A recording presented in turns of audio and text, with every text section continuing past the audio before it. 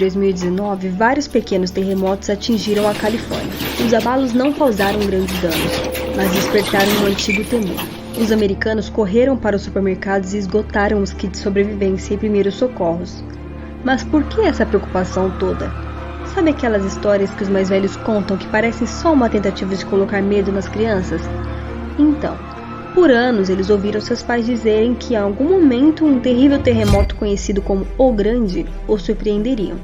Seria o mais forte terremoto que já atingiu a região.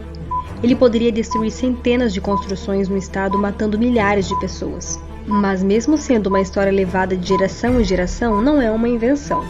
Os geólogos que estudam a região confirmam as suspeitas.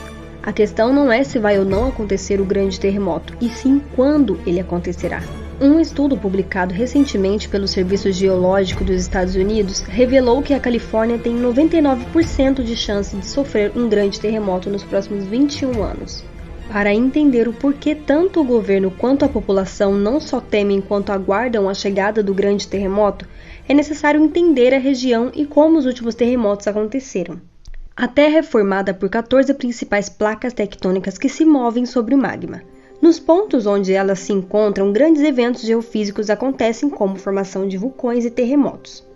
A Califórnia é dividida por duas das maiores placas existentes, a do Pacífico e a norte-americana. A divisa é claramente vista por uma rachadura de 1.290 km que atravessa a Califórnia de norte a sul, chamada de Falha de San Andreas.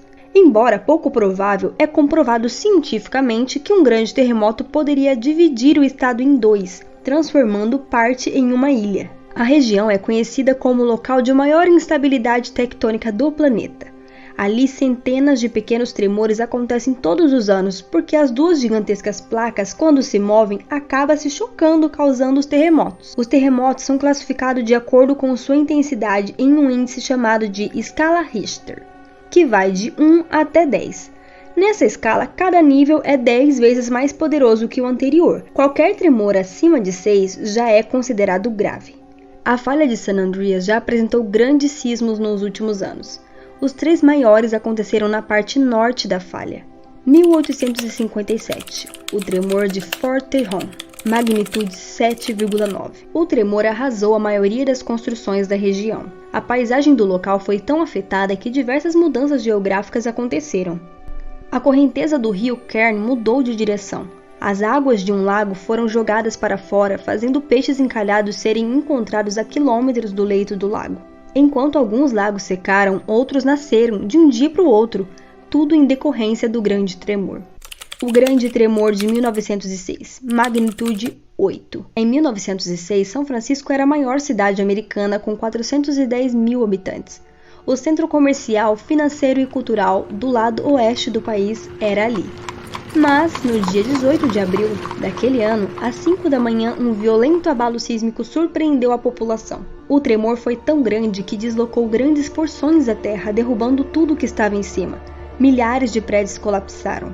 O encanamento de água e gás da cidade foram danificados, os fios rompidos nas ruas causaram incêndios de grandes proporções e, sem água, os bombeiros não podiam combater o fogo que se alastrou pelo sul do país. As autoridades precisavam tomar medidas drásticas. O exército explodiu quarteirões inteiros para criar barreiras contra o incêndio.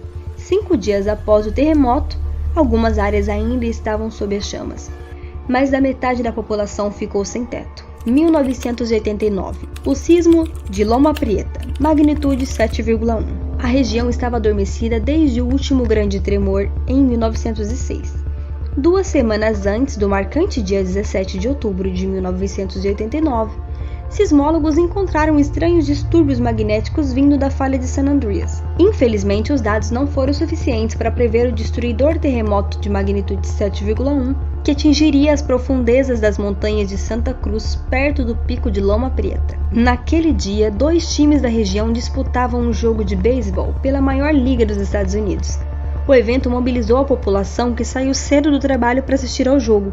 Isso diminuiu o trânsito no horário do terremoto, ajudando a salvar muitas vidas. Foram apenas 15 segundos de tremor, mas os danos foram imensos.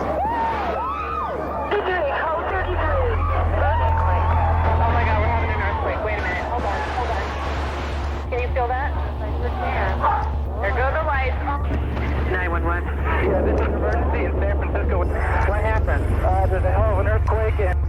Muitas rodovias foram destruídas, o viaduto de Cypress desabou esmagando carros, 42 pessoas morreram ali. Próximo ao epicentro, 40 construções desabaram. Muitas cidades da região ficaram sem energia elétrica e só foram restabelecidas 2 dias depois. 63 pessoas morreram e 3.757 ficaram feridas. O prejuízo foi de mais de 6 bilhões de dólares. Todos esses terremotos têm algo em comum. Nenhum deles atingiu a região sul da rachadura. A maior preocupação dos pesquisadores é com o tempo desde o último abalo. Estudos geológicos indicam que abalos de grandes proporções acontecem a cada 150 anos na região, mas já fazem mais de 300 anos que o local está adormecido. Os cientistas acreditam que as placas estejam acumulando tensão e no momento em que o terremoto começar, uma grande quantidade de energia será dissipada, causando um terremoto de grandes proporções. Os americanos costumam chamá-lo de Big One.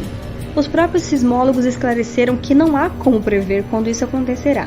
Na Conferência Nacional de Terremotos, cientistas fizeram um alerta dizendo que a área sul da falha de San Andreas está carregada e pronta. Simulações dos efeitos de um grande terremoto foram feitas e indicaram que um tremor de 7,8 na região seria capaz de iniciar uma ruptura no sul da Califórnia, se alastrando rumo ao norte até atingir Los Angeles. Diferente dos grandes abalos anteriores, hoje o local é muito mais populoso. O tremor poderia facilmente provocar a morte de milhares de pessoas e deixar mais de centenas de milhares feridos. Os danos materiais seriam superiores a 200 bilhões de dólares. O governo local criou um aplicativo para alertar a população contra o temível terremoto. A tecnologia só consegue prever o abalo com 40 segundos de antecedência. E aí, curioso, se você morasse na região e recebesse o alerta, o que faria em 40 segundos?